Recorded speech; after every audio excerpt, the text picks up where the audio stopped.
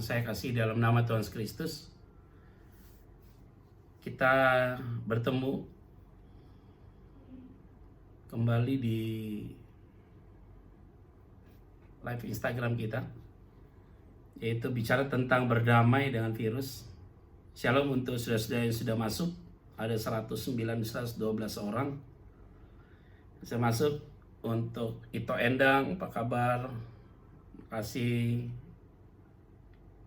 Ade, mantap, Alden, Freddy, semua, dan kemudian teman-teman yang lain, Ibu Lim Siong Kek, Lim Wijaya, semua yang sudah masuk. Terima kasih untuk Ibu Baby Medi, Deslup. Halo Ito Resia, apa kabar toh? Ibu Marta, Adi Susanto, ada Vivi, kemudian ada Mike ya, Mike Simbolon, apa kabar? Kaos bro, bukan kemeja. Agnes, Iren, Ujono, James semua. Benny apa kabar bro? Baik, Foni dan Oma Susi. Ya, laminated saya tunggu sampai ini udah hampir 200 orang. Cindy, Yosua, ya Rosi. Ya, ada beberapa. Yosua, apa kabar? Ya, dari Steven, ini orang-orang yang setia. Libaneta, Gatau, Taubak, Intan. Kemudian ada Cindy Jong. Ada Bento, ada Bukai, saya harus perlu sapa dulu ya. Pak Agung, worshiper. Rere, Kalista, kayak anak saya namanya ya. Nanili, semua. Karunia, Angela, Vivi, Ocean, Eddie Robert, Angela juga. Waduh, Angela banyak ya. Hayung dan juga Simon. Beberapa teman-teman yang lain yang sudah masuk. Oke. Ya, Hana, Kay, semua ya. Om JJ, mantap. Om JJ semua udah masuk. Yosua dan juga Cinta Jacqueline, Holitika, dan juga Tioni ya. Ping Gunawan. Oke, kita akan mulai. Sudah ada hampir 300 orang yang ikut, dan ini penting untuk kita memulainya ya. Ada Yogi Cahyadi, ini selalu setia. Yosepin, semua Melendap, Leiden, dan semua teman-teman. Yuk, kita akan bahas mengenai Daniel, kitab Daniel Bible Study kita. Nanti saudara yang ingin bertanya, silakan masuk di kolom Q&A, itu ada di bagian bawah itu ada tanda tanya. Saudara boleh memberikan pertanyaan-pertanyaan yang ada di situ ya. Ya, jadi semua nanti ada boleh berikan pertanyaan di situ, dan nanti saya akan menjawab pertanyaan-pertanyaan yang ada. Tetapi khusus pada hari ini saya mau membicara tentang topik kelanjutan dari hari Selasa. Sebelumnya kita berdoa ya. Bapak, terima kasih untuk hari ini, satu kesempatan indah. Kami kembali bertemu dalam satu wadah media lewat Instagram ini, bahkan lewat YouTube. Ada beberapa nanti yang akan melihat dari YouTube. Kami berdoa supaya dalam konteks pada hari ini, kami ingin membukakan cakrawala. Kami ingin melihat tentang rahasia firman-Mu Tuhan, di dalam kebenaran firman Tuhan, sehingga cara berpikir kami akan diubah oleh Tuhan. Kuduskan nama-Mu, dan semua kami yang mengikuti live Instagram ini pasti diberkati Tuhan. Satu persatu pasti diberkati Tuhan. Di dalam nama Tuhan Yesus Kristus, kami berdoa dan mengucap syukur. Haleluya. Amin. Nah, saudara-saudara yang saya kasih di dalam nama Tuhan Yesus Kristus, terima kasih untuk kesetiaan saudara dan kemudian kerinduan saudara yang haus akan kebenaran firman Tuhan. Saya mohon maaf, saya akan matikan dulu kolom komennya. Dan saudara mau bertanya, silakan nanti masuk di Q&A di bagian bawah. Dan saya akan menyampaikan tentang topik ini. Nanti saya di akhir saya akan membuka kolom komennya. Nah saudara, supaya fokus ya. Hari ini kita mau berbicara kelanjutan dari hari Selasa, yaitu tentang bersahabat dengan virus. Nah, hari ini kita melihat bahwa pemerintah begitu masif untuk memberikan gaung kepada daerah-daerah yang memang layak untuk mengalami kelonggaran dalam PSBB. Jadi PSBB akan diterapkan di Jakarta, di Jawa Tengah, di Jawa Barat, ada beberapa tempat di kabupaten kota, ada di Yogyakarta juga di provinsi, Bali juga demikian. Sehingga ada beberapa provinsi yang akan mengalami pelonggaran PSBB, begitu juga kota dan kabupaten. Nah, saudara, kalau kita lihat memang selalu digaungkan mengenai the new normal. Saya sudah sampaikan itu dalam topik sebelumnya dalam minggu yang lalu. Nah, topik hari ini kita bicara tentang bergaul dengan virus. Nah, karena saya adalah hamba Tuhan yang tidak berdiri dalam satu lembaga institusi gereja. Artinya saya tidak berdiri dalam satu lembaga institusi gereja, saya berdiri dalam satu independensi sebagai seorang hamba Tuhan. Tetapi saya juga bergulat atau saya melayani di dalam setiap interdenominasi gereja, baik karismatik, baik Protestan, baik juga Katolik. Jadi saya juga melayani di klaster-klaster yang demikian atau golongan-golongan atau ajaran-ajaran yang demikian, saudara. Sehingga saya berdiri sebagai seorang hamba Tuhan yang independen. Maka saya sebagai independen, saya harus menyampaikan ada beberapa isu yang kemarin sudah kita bahas. Jadi ada dua isu yang akan kita bahas, yaitu yang pertama adalah teori konspirasi yang selalu digaungkan, diomongin di beberapa para pengamat dan segala macam. Nah, kita tahu kemarin di hari Selasa, kalau ada yang berkonspirasi tentang virus corona ini atau COVID-19 ini, maka dia akan menerima balasannya. Yaitu mereka akan mengambil bagian di mana mereka menciptakan virus itu, dan itu akan feedback kepada mereka sendiri, senjata makan tuan. Nah, itu sudah kemarin saya sampaikan dalam peristiwa Daniel masuk dalam gua singa. Danielnya bisa berkencerama, bersahabat dengan singa ini secara khusus, dan akhirnya orang yang menjatuhkan Daniel ke gua singa itu justru orang-orang itu yang akhirnya dimakan oleh singa itu. Nah, hari ini pada hari Kamis ini saya mau berbicara tentang satu konteks juga, yaitu tentang yang kedua, yaitu bicara tentang apakah mungkin Pak Pendeta nanti akan terjadi vaksin, dan vaksin ini akan ditaruh microchip, itu dia. Atau yang kemudian orang bisa menafsirkan bahwa apakah nanti terjadi krisis ekonomi seperti dalam Wahyu 13 akan dikasih chip 666 dan segala macam. Apakah ini sebuah tanda-tanda akhir zaman, begitu ya saudara? Nah, saya ingin menjawab itu, saudara. Kendati saya tidak meyakini secara sepenuhnya, tetapi saya ingin menjawab berdasarkan Alkitab. Jadi artinya kalau memang ini teori konspirasi, maka kita tahu bagaimana kita melihat berdasarkan konteks kitab Daniel. Kemarin sudah dijelaskan di hari Selasa. Tetapi kalau seandainya itu sebagai sebuah tanda-tanda akhir zaman dan kemudian mengarah kepada sebuah pemerintahan yang tunggal atau sistem yang tunggal, sehingga orang akan mengontrol itu menjadi dari pusat dan akan terjadi satu perubahan kehidupan, dinamika kehidupan, maka itu juga harus saya mempersiapkan kepada jemaat apakah ada hal-hal yang demikian, tantangan-tantangan yang begitu masif sekali, saudara, ya. Jadi ini penting sekali saya harus bahas. Artinya dalam dua bagian.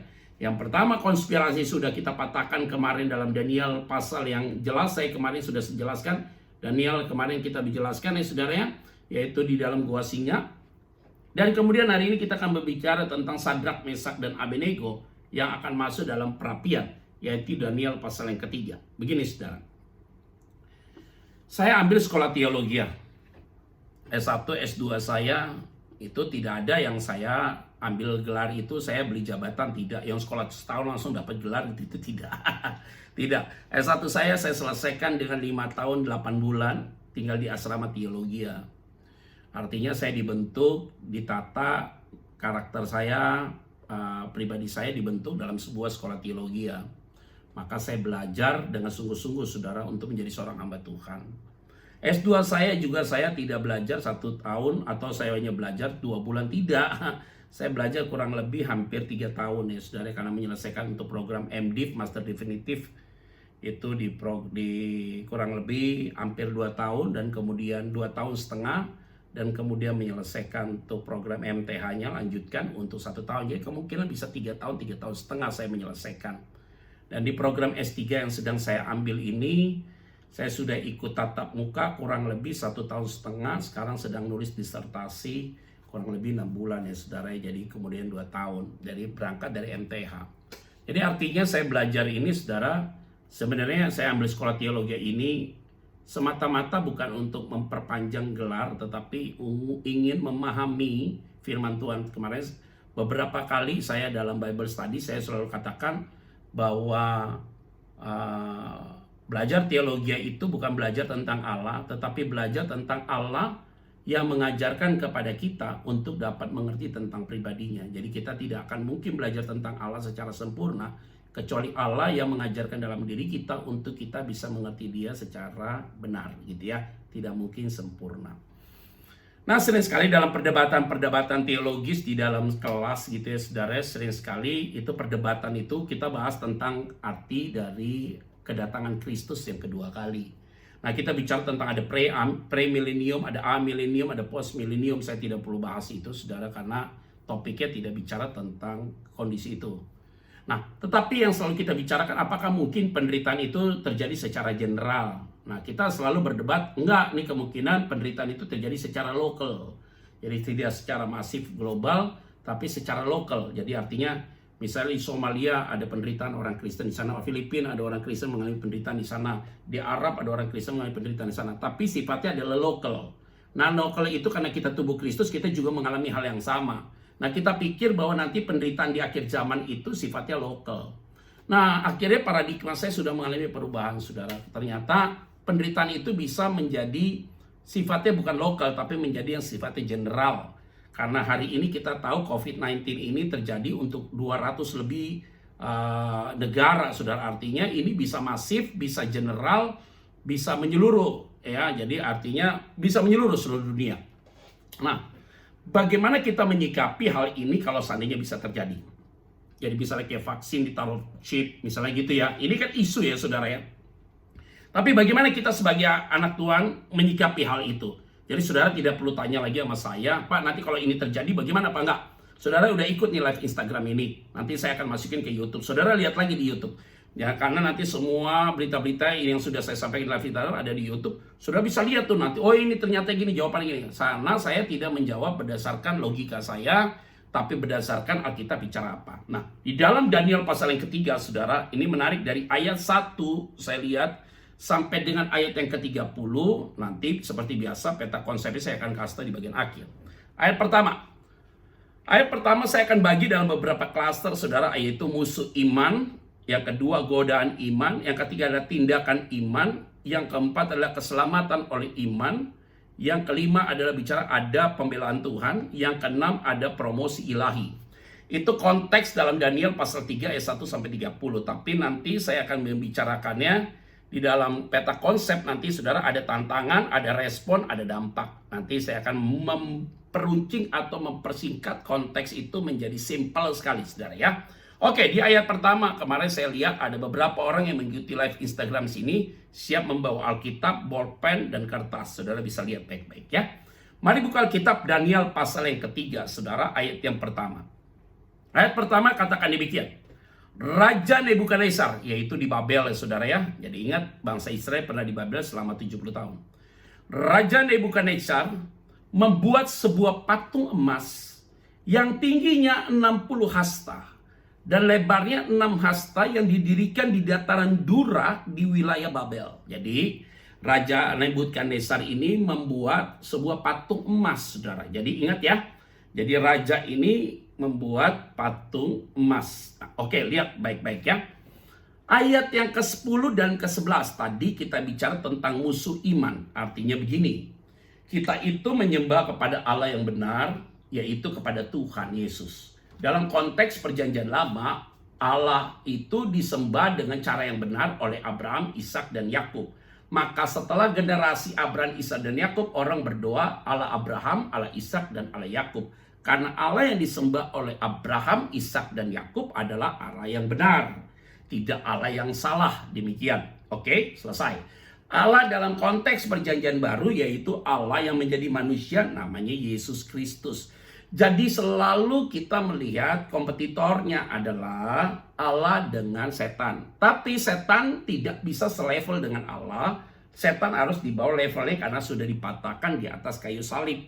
Sehingga dia tidak punya kuasa lagi. Setan tidak bertaring. Jadi dia hanya mengaung-ngaung aja menakuti kamu dalam 1 Petrus. Jadi dia tidak bertaring karena Allah kita adalah Allah yang berkuasa. Nah, bagi saudara dan saya, Roh yang ada dalam diri kita lebih besar daripada roh dunia ini. Jadi kita ini lebih dari pemenang. Artinya belum bertarung saja kita sudah menang. Lihat baik-baik. Jadi kita musuh bebuyutan kita adalah setan. Kalau nggak ikut Tuhan ya ikut setan. Kalau ikut setan ya pasti nggak ikut Tuhan. Demikian. Maka patung itu dibuat patung emas oleh Nebukadnezar. Ayat 10 dan 11. Tuanku Raja telah mengeluarkan titah bahwa setiap orang yang mendengar bunyi sangkakala, seruling, kecapi, rebab, gambus, serdam, dan berbagai-bagai jenis bunyi-bunyian harus sujud menyembah patung emas itu. Jadi ini ada aturan main, saudara. Jadi dibilang titah dari raja itu, nanti kalau bunyi seruling, sangkakala, kecapi, rebab, gambus, serdam, dan bunyi-bunyi yang lain, saudara harus menyembah kepada patung itu, saudara. Dan bahwa ayat 11, dan bahwa siapa yang tidak sujud menyembah akan dicampakkan ke dalam perapian yang menyala-nyala. Inilah konteks yang akan kita bahas. Kalau dunia bilang bahwa coronavirus ini tidak akan bisa hilang, saudara, maka kita dibilang suruh bersahabat dengan virus, gitu ya. Nah tiba-tiba nanti ada seorang pahlawan nggak tahu dari mana setan pakai mereka. Ya kalau virus itu vaksin itu ditemukan oleh orang yang benar, oke, itu digeneralisasikan gitu ya, dipakai dengan baik. Tapi kalau virus ini ada embel-embelnya, yang kata orang isunya akan ditaruh chip, tidak semudah itu sih memang, saudara. Atau akan terjadi krisis ekonomi yang luar biasa seluruh dunia, sehingga orang nanti kalau belanja pakai chip, kata orang-orang demikian ya. Bisa aja itu terjadi dan segala macam bisa terjadi. Sehingga kalau itu terjadi, itu berarti tantangan buat kita. Masalahnya kan sekarang pertanyaan secara praktis, teologis, dan sosiologi. Itu bagaimana? Kalau kita nggak suntik vaksin itu, maka kita bisa mati. Karena corona ini adalah virus yang mematikan. Tapi kalau kita pakai vaksin itu, kita bisa tidak terkena corona, kita bisa bebas hidup, tetapi ada microchip Pak di dalamnya. Atau saudara mau tafsirkan, ekonomi susah, kalau nggak pakai chip, kamu nggak bisa belanja, kamu nggak bisa jual dan beli, kata firman Tuhan di dalam Wahyu pasal 13. Tapi makan itu tidak diatur di poin itu, saudara. Hanya menjual dan beli. Saya nggak mungkin bisa jualan, Pak. Saya nggak mungkin bisa beli kalau nggak pakai chip itu. Jadi ini tantangan dalam fase yang tanpa disadari kita akan masuk dalam fase itu. Seandainya itu bisa terjadi, saudara. Seandainya itu terjadi. Ya, saudara ya.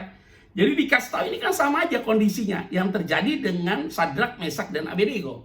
Titah itu, raja itu keluarkan titah. Siapa yang tidak menyembah kepada patung itu kan? Artinya akan dicampakkan ke dalam perapi-rapian. Artinya kalau engkau tidak pakai itu vaksin, kamu mati. Kalau engkau tidak pakai lambang chip itu, kamu tidak bisa menjual dan membeli. Ini kan dilematis. Secara teologis ada pertentangan, secara sosiologis kamu tidak bisa hidup.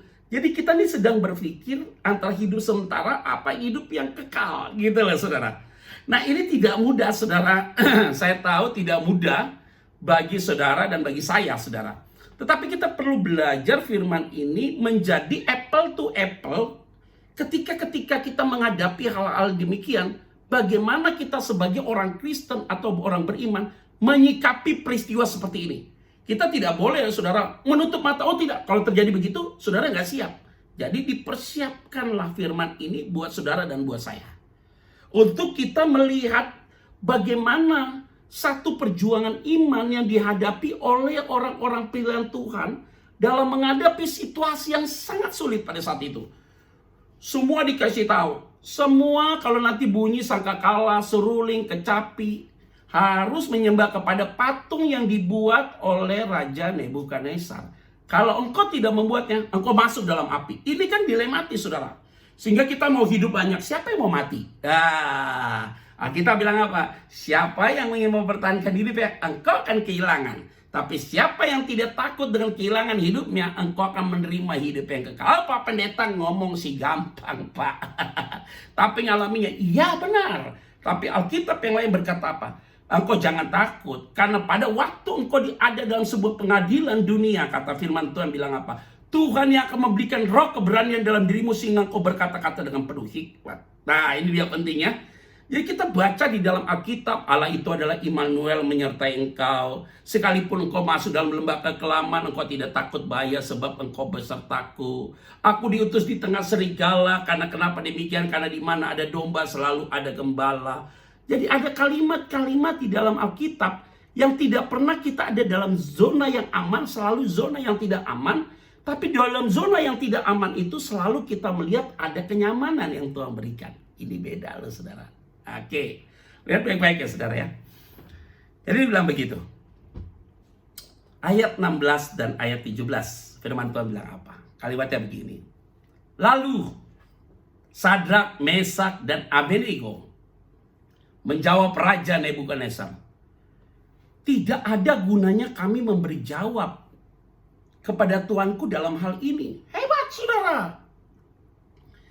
Kita butuh hari-hari ini saudara, orang-orang benar itu tidak boleh masuk di dalam sebuah kompromi dan tidak boleh masuk dalam sebuah konsep pelecehan tanda kutip terhadap imanmu sendiri.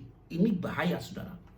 Jadi kita sadar saudara, ini kalimat yang diungkapkan oleh Sadrak, Mesak, dan Abednego adalah satu ungkapan iman yang kuat di dalam sebuah pribadi yang sungguh-sungguh mengakui bahwa Allah yang benar adalah Allah yang disembah oleh Abraham, Ishak, dan Yakub. Jadi dia bilang apa? Tidak ada gunanya kami memberi jawab kepada Tuanku. Gak gampang saudara kalimat itu muncul. Ayat 17. Tahu apa ayat 17 ya? Kalimatnya baik saudara ya. Jika Allah kami yang kami puja sanggup melepaskan kami, kata Sadrak, Mesak, dan Abednego, maka ia akan melepaskan kami dari perapian yang menyala-nyala itu. Dan dari dalam tanganmu ya Raja. Ayat 18. Tetapi seandainya tidak, kata dia, hendaklah Tuanku mengetahui ya Raja, bahwa kami tidak akan memuja dewa Tuanku dan tidak akan menyembah patung emas yang Tuanku dirikan itu. The best. Kita itu harus sampai dengan satu titik. Gak apa-apa gue gak usah suntik vaksin kalau memang itu ada microchip. Dan microchip itu adalah ada penunggangan kuasa gelap di dalamnya. Kita tahu bahwa iblis bergerak di dalamnya. Lebih baik gue gak usah pakai vaksin. Gak masalah. Kalaupun saya harus mati tentang hal itu, apa boleh buat. Tapi hidupku sudah bersama dengan Kristus. Hidup adalah Kristus, mati adalah keuntungan. Udah sampai dengan titik itu. Sadrak, Mesak ngomong apa? Tuanku mampu kok untuk menyelesaikan tentang hal itu, kata dia. Melepaskan kami jika Allah kami yang kami puja sanggup melepaskan kami. Maka ia akan melepaskan kami dari perapian yang menyala-nyala itu. Dari tanganmu ya Raja. Tetapi seandainya tidak, kata kalimatnya, hendaklah Tuanku mengetahui ya Raja, bahwa kami tidak akan memuja dewanku dan tidak akan menyembah patung emas yang Tuanku dirikan itu. Hari-hari ini saya kasih tahu, saudara, sebelum kita bicara tentang vaksin, microchip lah, bicara tentang 666 dan segala macam, saudara, tanda-tanda yang taruh di dahimu, kita tidak perlu masuk dalam konteks itu. Hari ini, hati-hati, ketika engkau sedang mengalami kesusahan secara ekonomi, engkau tidak menemukan jawaban, ada orang yang menawarkan jalan pintas. Apakah saudara mau hari ini? Kalau engkau hanya masalah pacar aja teman hidup, engkau berani tinggalkan Tuhan, apalagi masalah kayak gini, yuk pasti pasang bos. Pasti kita berani bertaruh tentang hal itu. Kita diperhadapkan begini, berani nggak kita? Nggak. Oke, gue nggak usah jual beli, nggak apa-apa. Ayo, berani nggak kita tentang hal itu? Kita katakan nih, kita harus seperti Sadrak, Mesak, dan Abednego. Tuanku mampu untuk melepaskan aku. Tuanku mampu untuk melepaskan aku itu supaya aku bergaul, saudara, dengan virus ini. Apa yang terjadi? Jangan sampai virus ini mendikte kita. Tapi memang jangan menganggap remeh virus ini. Saya setuju. Jangan menganggap remeh virus ini. Saya setuju, saudara. Jadi jangan menganggap remeh virus ini, karena ini penting sekali, saudara. Nah, apa yang saya mau katakan ini menjadi penting bagi kita semua, karena kalau tidak kita akan masuk dalam satu fase yang dimana kita berkompromi dengan segala keadaan. Kita harus sadar persis, saudara, dalam situasi-situasi seperti ini kita akan diuji iman kita. Pemurnian iman kita harus diuji. Kalau masalah teman hidup aja kita tinggalkan Tuhan, masalah materi aja kita bisa kompromi, kita nanti ditanya ke orang pintar dan segala macam, masih percaya ini dan segala macam. Aduh, udahlah saudara, udah ketahuan iman kita seperti apa. Kalau iman kita berpegang kepada Tuhan yang kuat, saudara, saya yakin kalimat kita akan seperti Sadrak, Mesak, dan Abednego. Sekalipun aku harus masuk dalam situasi seperti itu, kata dia, tetap aku tidak akan menyembah patung. Artinya apa? Dia siap mati. Ayo saudara, pilih yang mana? Kalau kita diperhadapkan seperti Sadrak, Mesak, dan Abednego, saudara seperti apa? Kamu bisa hidup tapi kamu menyembah berhala, atau kamu mati, kamu bertemu dengan Tuhan. Kamu pilih siapa? Ayo pilih yang mana? Kita harus berkata hari ini, kita pilih Tuhan, tidak pilih yang lain. Karena setiap orang ada waktunya dalam hidup dunia ini. Hidup kita dalam dunia ini sebentar, saudara. Tapi kita akan tinggal di rumah Bapa kekal untuk selama-lamanya. Untuk apa engkau hanya mempertahankan hidup yang sementara ini, tapi ujungnya engkau tidak diselamatkan oleh Tuhan? Anggapan nanti sebelum mati saya bertobat. Mana bisa begitu, bro? Mana bisa begitu? Nggak akan bisa kita begitu. Tawar-tawar dengan Tuhan kayak gitu nggak bisa. Maka benar-benar di kalimat ini benar penting sekali. Kalau seandainya Tuhanku tidak mampu juga untuk melepaskan aku pun juga tidak akan menyembah patung emasmu. Itu pernyataan iman yang dimiliki oleh Sadrak, Mesak, dan Abednego. Nah, saudara-saudara, kita jangan sampai kompromi ya, pesan saya. Jadi firman Tuhan pada hari ini, supaya kita tidak boleh menggadaikan imanmu, saudara. Dalam keadaan sulit apapun, kita nggak tahu ini kapan selesai. Kita punya iman, udah Juni-Juli ini vaksin sudah ditemukan. Sekarang kita dibilang suruh bersahabat dengan virus. Ya apa boleh buat, kita masuk the new normal, saudara ya. Nanti kita udah dapat imbauan dari Departemen Agama, nanti gereja sudah mulai dibuka perlahan-lahan. Mall sudah mulai dibuka perlahan-lahan juga. Ya good lah, kalau seandainya itu baik, kita bisa lakukan yang terbaik. Hal-hal yang demikian ya bisa kita kerjakan, saudara. Tapi jangan sampai engkau kompromi dalam kesulitan apapun. Jadi saya membahas 2 tema manis, saudara. Selasa kemarin tentang teori konspirasi sudah kita jawab, saudara. Orang yang membuat konspirasi, dia yang akan menanggung. Bahkan itu akan menimpa diri dia bersama dengan keluarga besar. Biar Tuhan yang bertindak buat mereka.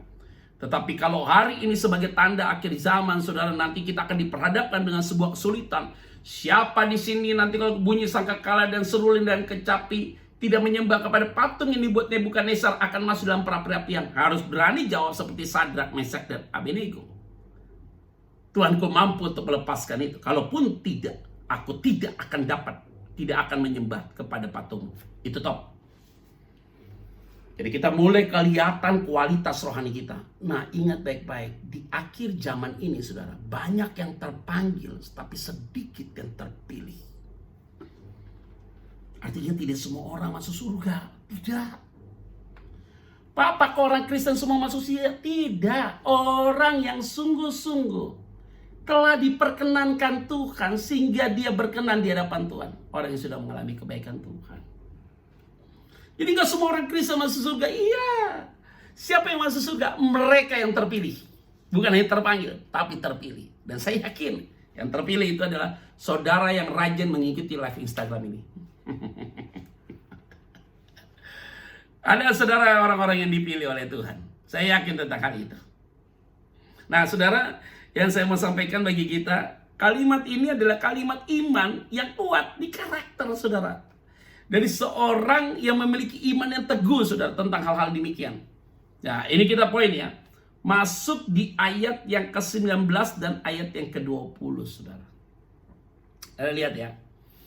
Ayat 19 dan ayat yang ke-20. Firman Tuhan itu bilang apa? Meluaplah kalimatnya. Kegeraman Nebukadnezar. Air mukanya berubah terhadap Sadrak, Mesak, dan Abednego. Biasa, saudara. Kalau seandainya benar ya, ada orang yang akan siapkan vaksin dengan microchip. Kan selama ini pasti dikasih duit dong untuk membuat vaksin ini. Ya kan? Ada orang yang berkonspirasi tentang buat ini. Kasian deh loh. Kenapa? Nanti ada orang-orang percaya yang berani berkata, saya tidak butuh vaksin itu. Jadi saya tidak butuh vaksin itu kalimatnya.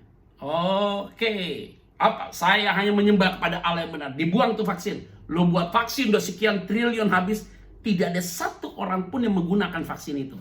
Sedih sekali dia. Udah benar-benar keluar uang banyak, spend money-nya luar biasa, tidak ada yang gunakan. Rugi total. Kasihan mereka-mereka itu. Tetapi kalimat ini adalah meluaplah kegeraman Nebukadnezar. Air mukanya berubah terhadap Sadrak, Mesak, dan Abednego. Lalu diperintahkannya supaya perapian itu dibuat 7 kali lebih panas dari yang biasa, saudara.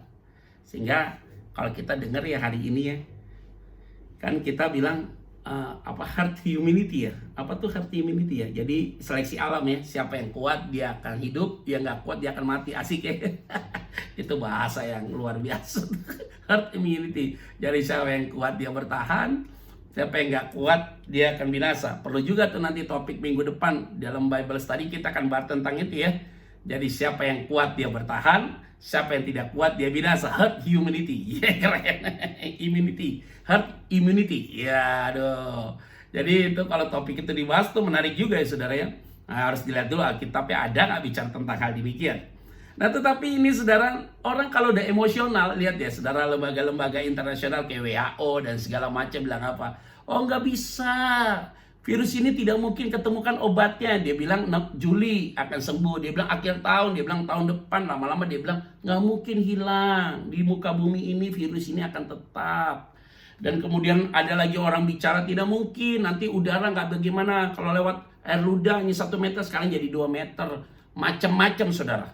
Kalau kita patahkan teori itu, ada buat teori yang lebih berat lagi. Inilah kegeraman Nebukadnezar. Dia lihat Sadrak, Mesak, Abednego kok bahasanya kayaknya agak kurang sopan gitu ya. Kesel dia. Buat lebih panas lagi tuh api 7 kali lipat. Artinya apa? Lihat baik-baik. Sewaktu kita menolak cara kerja iblis, iblis tidak diam. Dia akan pakai segala cara untuk menghancurkan kita. Waktu kita udah mau berubah, hidup kita jadi baik, hati-hati. Iblis akan pakai segala cara untuk menghancurkan kita. Dia pakai orang-orang sahabat kita. Dia pakai orang yang paling dekat sama kita.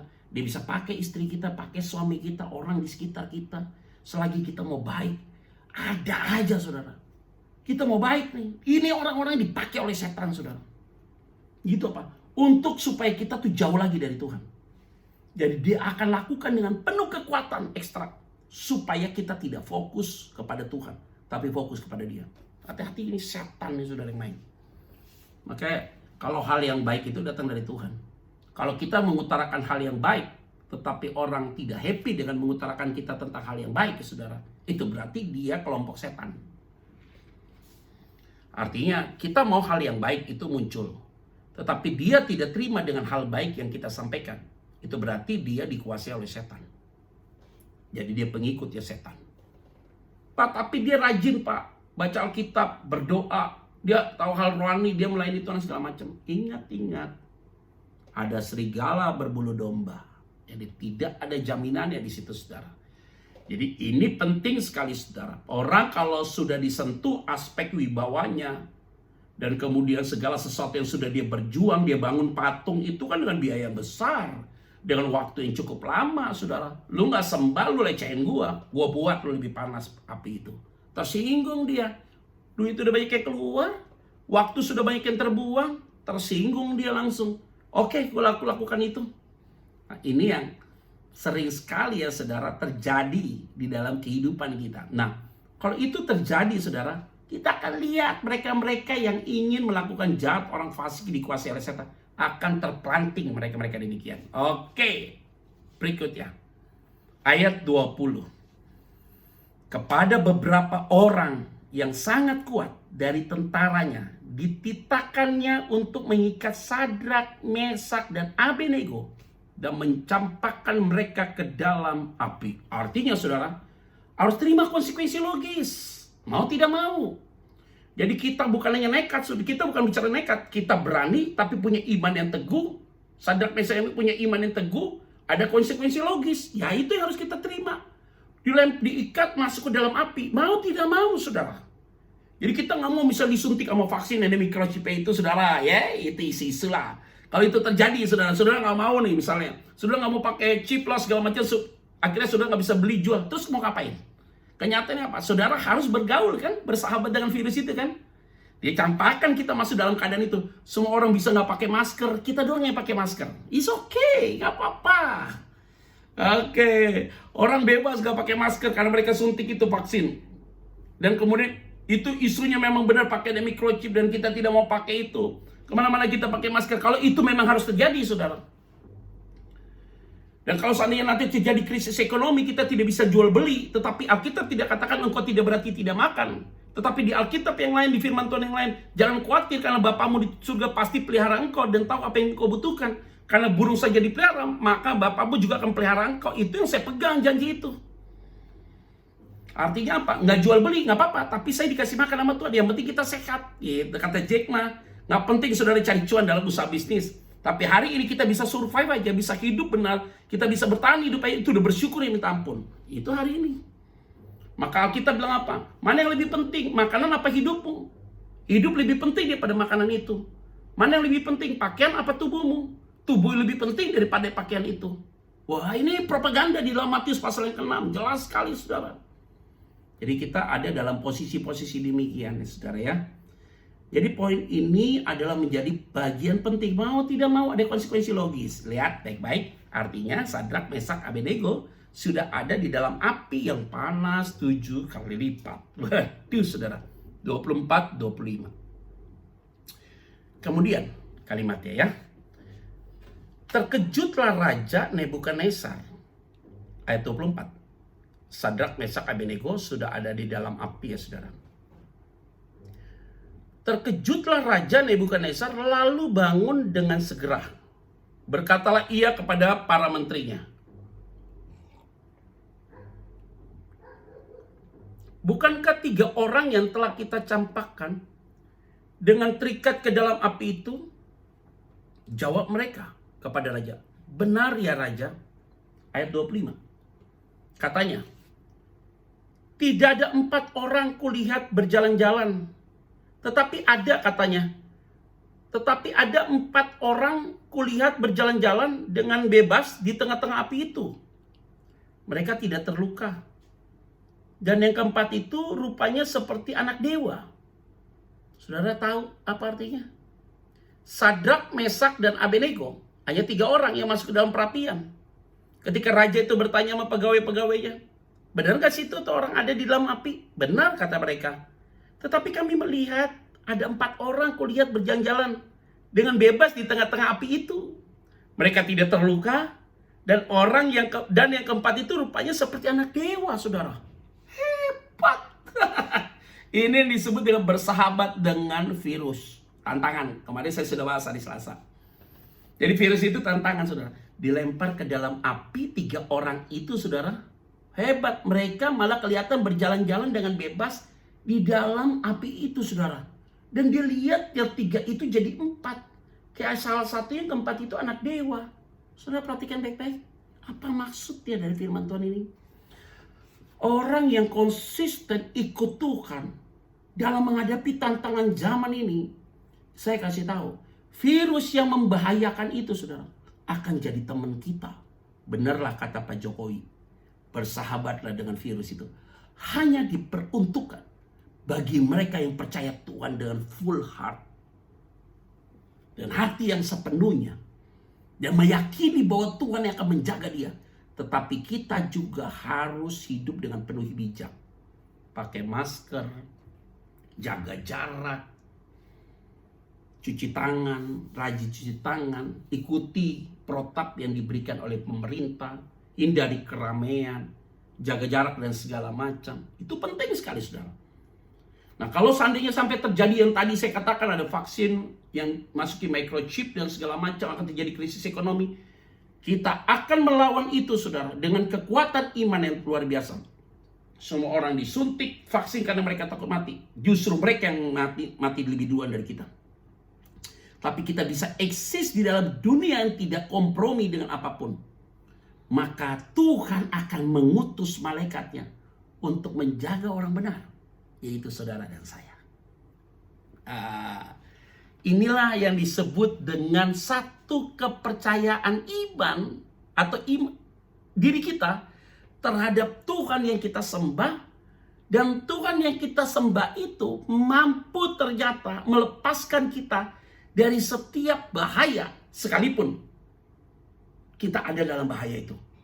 Tetapi kalaupun kita tidak mengalami seperti yang dialami oleh Sadrak, Mesak, dan Abednego, tidak akan pernah imanmu gugur. Tapi justru engkau hidup, tetapi hidupmu adalah hidup yang bersama dengan Tuhan. Waduh, hebat ya saudara ya. Jadi benar, hidup adalah Kristus, mati adalah keuntungan, menjadi nyata saudara. Dalam 1 Korintus katakan apa? Jikalau engkau mati tetapi engkau percaya akan kebangkitan Kristus, walaupun engkau mati tapi engkau hidup untuk selama-lamanya. Siapa yang tidak takut dengan dirinya untuk aku, kata firman Tuhan, dia akan menerima hidup yang kekal. Ya aduh. Kata-kata penghiburan ini adalah kata-kata iman saudara, dibuat saudara dan saya, bahwa kita ini adalah orang-orang yang memiliki iman yang teguh dan kemelekatan hati kita dengan Tuhan, supaya kita itu hidup sungguh-sungguh berpandangan kepada Tuhan yang benar. Itu yang membuat kita sangat percaya diri. Saya sangat percaya diri bahwa Tuhan pasti tolong kita. Saya sudah ulang-ulang kali saudara mengalami banyak peristiwa-peristiwa dalam hidup pelayanan saya selama ini 20 tahun lebih. Ada aja cara Tuhan tolong kita tepat pada waktunya. Memang di satu sisi iblis tidak suka ya saudara kalau kita makin dekat dengan Tuhan, melekat dengan Tuhan, konsisten dengan Tuhan, dan benar-benar kita ada dalam track ya Tuhan. Ada aja saudara ya, orang tua kita dipakai setan lah, kakak-kakak kita, adik kita dipakai setan, istri kita dipakai setan, suami kita dipakai setan, bisa ya, anak-anak kita bisa dipakai setan. Sehingga bagaimana kita bisa still firm, berdiri tegak dan tidak bergerak sedikit pun, don't move ya saudara ya. Dan ini yang membuat kita semakin yakin bahwa protek dari Tuhan itu tetap ada. Jadi mereka melihat ada kok anak dewa di situ. Salah satunya di situ ya. Lihat ayat 26, firman Tuhan bilang apa? Lalu Nebukadnezar mendekati pintu perapian yang menyala-nyala itu. Berkatalah ia, Sadrak, Mesak, dan Abednego, hamba-hamba Allah yang maha tinggi, keluarlah dan datanglah kemari. Lalu keluarlah Sadrak, Mesak, dan Abednego dari api itu. Ayat 28, berkatalah Nebukadnezar, terpujilah Allah Sadrak, Mesak, dan Abednego. Ia telah mengutus malaikatnya dan melepaskan hamba-hambanya yang telah menaruh percaya kepadanya dan melanggar titah raja dan menyerahkan tubuh mereka, karena mereka tidak mau memuja dan menyembah Allah manapun kecuali Allah mereka. Kita akan jadi berkat. Jadi orang Kristen harus jadi berkat di tengah-tengah kesulitan. Jadi kita bergaul dengan virus itu saudara. Tantangan itu kita bergaul. Bukan karena kita mau bergaul dengan virus itu. Tidak. Tetapi Tuhan yang memampukan kita. Bukan hanya itu. Ada malaikat Tuhan yang memprotek kita. Sehingga kita dapat bergaul dengan virus itu. Ini penting saudara. Tuhan tidak kelihatan, malaikat tidak kelihatan. Tapi kita rasakan kuasa Tuhan di dalam hidup saudara dan saya. Ada saja cara Tuhan untuk memberikan protek bagi kita. Jadi hari-hari ini saudara tidak perlu pesimis. Saudara harus optimis. Jadi mau itu microchip kah, mau itu vaksin microchip kah, mau itu bicara tentang krisis ekonomi kah, nanti akan terjadi 666 lah, mau 999 lah, 555 lah. Oh, Komodor dong kalau begitu ya. Mau triple apapun ya saudara, terserah, saya nggak pusing. Karena Alkitab sudah jelas, siapa yang berani konsisten ikut aturan mainnya Tuhan. Saya kasih tahu, tidak pernah Tuhan permalukan engkau. Tetapi Tuhan akan memutarbalikkan keadaan. Dan orang-orang di sekelilingmu akan memuji Tuhan yang benar lewat hidup kita masing-masing. Jadi artinya hidup kita bisa jadi berkat bagi banyak orang. Itu sudah lebih hebat daripada yang lain saudara. Jadi di tengah-tengah hari ini kondisi yang terjadi kita akan tahu ada perubahan-perubahan yang sangat signifikan sekali, saudara. Ya, jadi saudara nanti bisa jadi gedung-gedung kantor bisa makin sepi, saudara. Nggak ada penghuninya karena mereka lebih baik kerja di rumah, efisiensi pekerja dan segala macam. Dan kemudian orang-orang yang sifatnya jualan-jualan nanti banyak yang take away, akan siapkan makanan yang frozen dan segala macam. Sekarang orang udah banyak beralih bisnis. Sekarang banyak yang lari ke makanan dan segala macam. Ya, kita harus baca-bacalah informasi-informasi yang berkembang, tetapi dari media yang sangat terpercaya. Jangan tafsiran-tafsiran dari macam-macam ya, saudara ya. Nah, itu penting karena supaya kita ada dalam koridor dan kita juga mengantisipasi apa yang akan terjadi, supaya Tuhan memberikan kita hikmat dalam menghadapi kondisi-kondisi hari-hari ini. Bahkan nanti seperti apa, saya sudah lihat tadi di beberapa media yang terpercaya, BDT.com, Kompas, Berita Satu, dan apapun, saudara, Tribun dan segala macam. Jadi kayak orang makan itu sudah pakai mika, dijaga, terus kemudian nanti bank-bank supaya pakai mika, semua segala macam. Semua sangat tertata dengan baik untuk menghindari hal ini, saudara, yaitu coronavirus ini. Kita akan bergaul dengan virus ini, tetapi kita bukan bergaul artinya kita bergaul akrab dengan virus ini, tidak. Tapi kita bisa beradaptasi dengan virus ini karena ada kekuatan yang Tuhan berikan dalam diri orang percaya, itu daya imun yang kuat. Nah, imun yang kuat itu otomatis ya harus disertai dengan istirahat yang cukup, makan yang cukup, suplemen yang baik, vitamin yang baik, pola pikir yang tenang, olahraga secukupnya.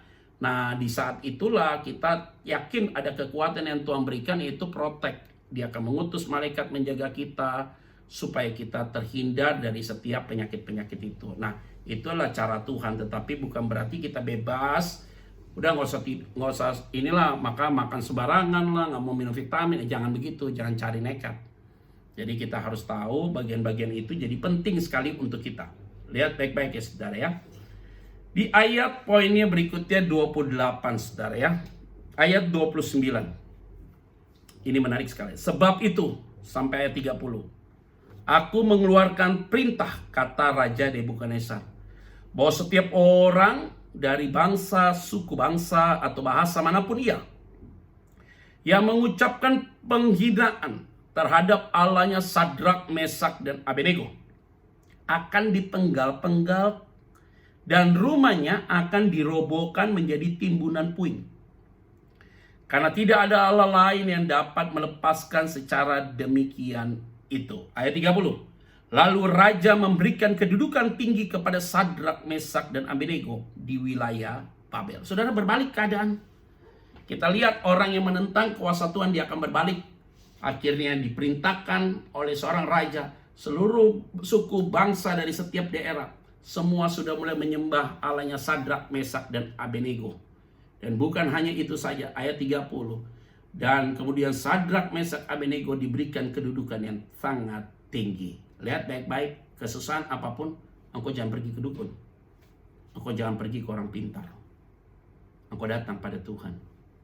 Dan Tuhan akan mengubah segala sesuatu yang tidak mungkin, akan jadi mungkin. Dan tentunya, dalam keadaan apapun, kita lihat nanti ada promosi-promosi yang Tuhan berikan dengan cara Tuhan, bukan cara saya. Tuhan akan membukakan berkat, Tuhan akan membukakan pertolongan-pertolongan yang indah di dalam hidup saudara dan saya. Nah, ini penting buat saudara dan saya. Nah, ini yang akan saya mau sampaikan, saudara. Ini dia kesimpulan yang saya mau sampaikan ya, saudara ya. Ini dia. Oke. Berdamai dengan virus, Daniel 3 ayat 1 sampai 30. Terus kemudian poin berikutnya tantangan. Tadi saya sudah sampaikan, yaitu ada penguasa, pejabat, para pemimpin pada saat itu, yaitu Raja Nebukadnezar. Dia membangun berhala itu. Ya, mungkin dalam bentuk microchip ya, saudara, kalau dalam kekinian gitu ya. Tujuannya adalah untuk kita yang tidak menyembah kepada patung itu mati ya, gitu ya. Tantangannya tuh. Tapi apa yang terjadi dengan Sadrak, Mesak, dan Abednego? Sadrak, Mesak, dan Abednego, kalau kita lihat di situ dia pemberani, di atas, bolanya di atas. Sebelah kanan dia punya prinsip hidup, sekali percaya Tuhan itu selamanya. Kebawahnya lagi dia punya iman yang teguh, dan dia siap terima resiko apapun yang terjadi. Ini penting. Nah, dampaknya apa, saudara? Dampaknya adalah ketika dia masuk, maka Malaikat Tuhan diutus Tuhan untuk menjaga mereka di dalam perapian. Kendati api itu panas 7 kali lipat. Di dalamnya dia dapat menikmati api itu, tantangan itu. Dia bisa menang dalam menghadapi masalah itu. Terus terjadi pelipat gandaan kan saudara. Yaitu apa? Semua orang suruh menyembah kepada Allahnya yang disembah oleh Sadrak, Mesak, dan Abednego. Dan yang terakhir adalah dia dipromosikan. Nah, ini penting menjadi dasar bagi kita. Saudara boleh bertanya untuk poin-poin ini karena saya